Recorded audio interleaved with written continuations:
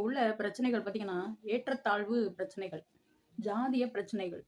உங்களுக்கு தெரியுமா? ஒரு ஏரியால ஒரு ஜாதி கணவன், மனைவி அவங்களுக்கு குழந்தையும் பிறந்துருச்சு. அதுக்கப்புறம் தான் அந்த பொண்ணுக்கு அவர் வேற ஜாதி. ஏன்னா, அது காதலிக்கும்போது ஜாதியோட அருமை தெரியல. ஏன்னா, இந்த ஜாதி அப்டின்னா நம்மளோட இறக்கம். அது காதலிக்கும்போது தெரியாது. ஆனா, இந்த சமுதாயத்துக்குள்ள நுழைஞ்சதுக்கு அப்புறம் தான், இந்த ஜாதி இறக்கம். இவங்க இந்த ஜாதியா? அப்படிங்கிறது தெரியுது.